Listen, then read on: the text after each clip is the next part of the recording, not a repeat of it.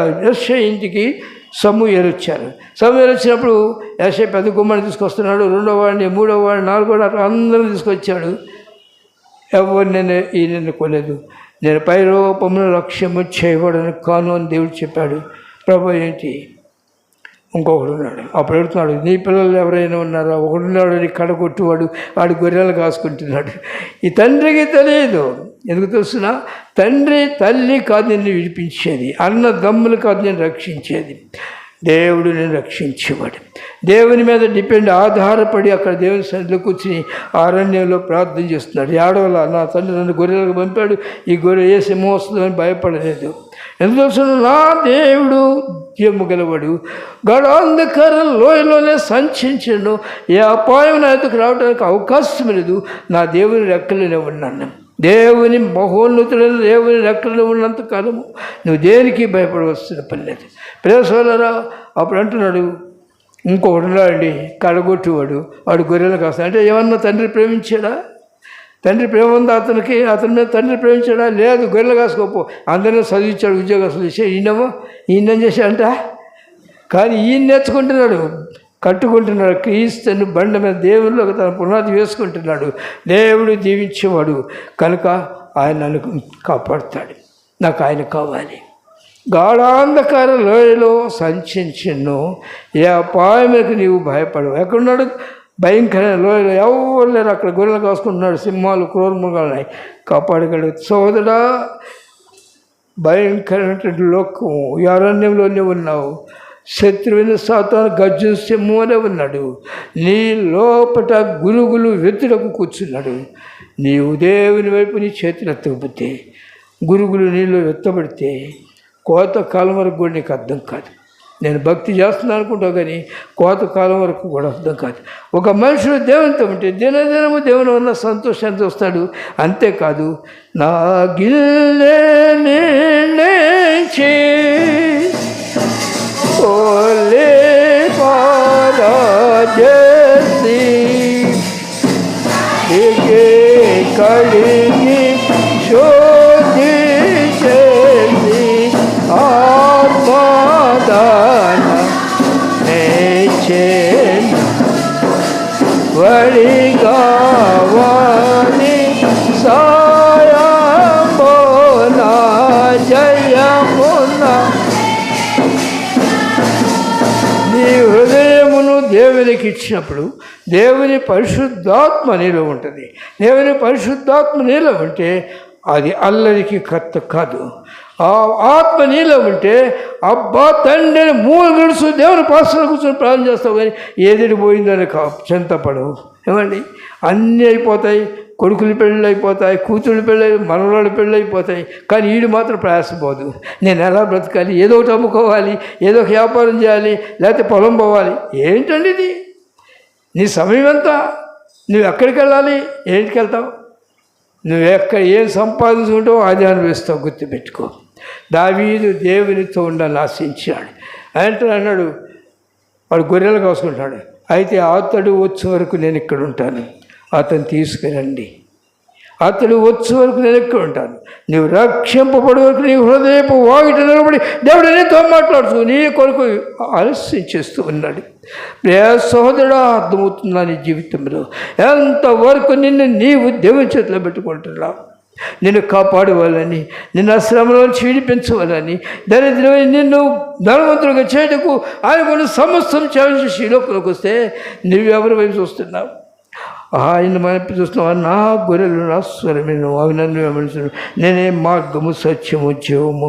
ఆ మార్గంలో వెళితే ఆయన మానవ రూపంలో ఈ లోపలికి వచ్చాడు కనుక ప్రతి రాత్రి ఆయన వెళ్ళి ప్రార్థన చేస్తూ ఉండేవాడు.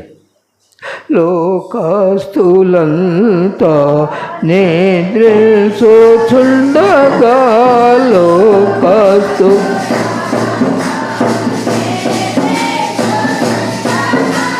మోకాళ్ళపై యేసుకొండ పనుండే, మోకాళ్ళపై యేసు నా పైనుండే, నీవును ప్రార్థన శక్తి నందుమా, నీవును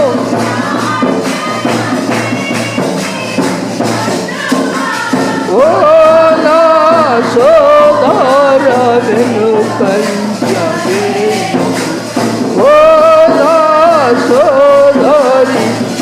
ప్రియ సోదరుడా, నీ యొక్క భక్తి జీవితము దేవుడు ప్రేమించిన ప్రేమను బట్టి నీ కొరకు ఆలస్యం చేస్తూ ఉంటాడు. దావీదు వచ్చే వరకు సమూయేలు అక్కడ ఉన్నాడు. సమూయేలు గొప్ప ప్రవక్త. సమూయేలు ఉన్నాడు అక్కడ. దేవుడు నా సేవకుడు ఎక్కుంటాడు అక్కడనే ఉంటాడు. దేవుడు కనిపెట్టున్నాడు దావీదు కొరకు. ఎందుకు తెలుసునా? దావీదు దేవుని ప్రేమించినాడు కనుక దావీదుని దేవుడు దీవించాలి. దేవుని యొక్క ఉద్దేశం అది. కనుక అక్కడ ఉన్నాడు. దావీదు వచ్చిన తర్వాత అభిషేకింపబడినాడు.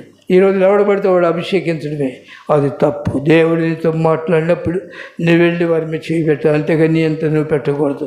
పెడితే గురుగులు పడినాయి నీలో, నేను మనసు వస్తే పాడైపోతావు. ప్రియ సహోదరుడా, దావీదు వెళ్ళాడు అభిషేకింపబడిన తర్వాత. ప్రియ సోదరులారా, మీరు జాగ్రత్తగా వాక్యం చూసింటే దావీదు మరలా గొర్రెల దగ్గరికి వెళ్ళలేదు, గుర్తుపెట్టుకోండి. అభిషేకింపబడిన దావీదు ఏం చేశాడో తెలుసునా? ఏం చేశాడు? ఎవరైనా చెప్పగలరా? దావీదు ఏం చేశాడు? అభిషేకింపబడిన తర్వాత ఏం చేశాడు? ఏం చేశాడు తెలుసునా? దయ్యములను వెళ్ళగొట్టే శక్తి కలిగినాడు. ఎక్కడ? రాజుగారికి దయ్యం పట్టింది, వెళ్ళగొట్టాలి. అందుకని వారు అన్నారు, ఒక మంచి వాయిద్యం వాయించేవాడిని తీసుకొస్తానయ్యా. అతను వచ్చి నీ దగ్గర వాయిద్యం వాయిస్తుంటే దయ్యం పోద్దని చెప్పారు అపవాది. అప్పుడు ఎవరిని తీసుకొచ్చారు? దావీదుని తీసుకొచ్చారు. ప్రియ సోదరా, నువ్వు దయ్యాలు వెళ్ళగొట్టేవాడిగా చేయాలి. దేవుడు అనేకులు స్వస్థపరిచేవాడిగా చేయాలి. నన్ను గణపరచువని నేను గణపరుస్తాను. మొదటి నిన్ను ఆ మెట్టులోకి తీసుకొచ్చిన తర్వాత ఏదైనా చేసేది. ప్రియ సోదరా, జ్ఞాపకం చేసుకో. ఎవరి మనస్సుని మీద అనుకున్నాం వాడిని పూర్ణ శాంతి గలవనిగా కాపాడు.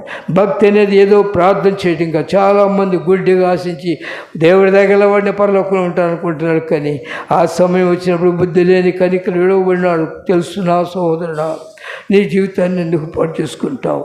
నీవు క్రీస్తుకు అప్పగించుకుంటే నిన్ను విడిచిపెడతాడా? తీసుకెళ్ళాడు రాజుగారి దగ్గర. ఆ అపవిత్రాత్మ పట్టుకొని ఈయన వాయిద్యం వస్తే అది పోయేది. అక్కడిది ఏం చేసినాడు తెలుస్తున్నా? తండ్రికి మంచి మనసు ఇచ్చి, మీ అన్నలు ఏం చేస్తున్నారో వెళ్ళి చూసిరా అని పంపుతున్నాడు. తండ్రిగా చెబుతుంది, దేవుడు యుద్ధంలోనికి దావీదుని పంపిస్తున్నాడు. యుద్ధంలోనికి పంపిస్తున్నాడు. నీ జీవితం యుద్ధము, నరుని కాలము భూమి మీద యుద్ధ కాలము కదా. నీవు యుద్ధం చేయాల్సిన యుద్ధంలో ఓడిపోకూడదు, పిరికోడివై పారిపోకూడదు. జయించాలంటే ప్రియ సోదరుడా, ఆయన నీ కొరకు ప్రాణం పెట్టాడు కనుక నీవు నేను ఆయన కొరకు ప్రాణం పెట్టవచ్చు. కావున మీరు ప్రియులైన పిల్లల వలె దేవుని పోయి నడుచుకోండి. ఆయన మనము పరిమళ వాసనలు చదవండి. క్రైస్తవులకు రాసిన పత్రిక 5వ అధ్యాయం. కావున మీరు ప్రియులైన పిల్లల వలె దేవుని పోలి నడుచుకోండి. క్రీస్తు మిమ్మల్ని ప్రేమించి పరిమళ వాసనగా ఉండుట కొరకు మన కొరకు తను తాను బలిగాను ఏమండి అన్నీ విడిచిపెట్టి నీ కోసం వచ్చాడే. నిన్ను ప్రేమించి తన ప్రాణం నీ కొరకు పెట్టాడే. పరలోకంలో ఏవో పరిశుద్ధులు అని గాన ప్రతిగానాలు చేసేస్తాను విడిచిపెట్టి వచ్చాడే. నీకు ఎంతవరకు ఆ త్యాగము, ఆ ప్రేమ అర్థమవుతుంది. దేవుని ప్రేమ ఎంతవరకు అర్థం. దేవుడి లోకం ఎంతో ప్రేమించాడు, అది కావాల్సింది. నన్ను ఎంత ప్రేమించండి, నేను ఎంతవరకు ప్రేమిస్తున్నాను దేవుని. దేవుని కూడా నేను అలా జీవిస్తున్నాను. యుద్ధము చేయాలి, ఇరుకు మార్గంలో ప్రవేశింప పోరాడి చక్కగా కూర్చుని అన్ని దీవుల స్థపాల్లో ఒకరు కూర్చుంటారు. నీ కళ్ళు నువ్వు మూసుకుని పోయినాయి. శత్రువు మూసేసాడు గురుగులు పెట్టి, నువ్వు తెరవలేవు. కానీ ప్రియ సోదరుడా, దేవుని కొరకు శ్రమలను పెంచాలి. క్రీస్తు నీ కొరకు శ్రమలను మించాడు కనుక నా గొర్రెలు నా సర్విన్నా. అవి నన్ను అంటే ఏంటి? ప్రార్థనకి వెళ్ళటమా, వాక్యం చదువుతామా, లేకపోతే చక్కగా పాటలు పాడుతామా, ఏమని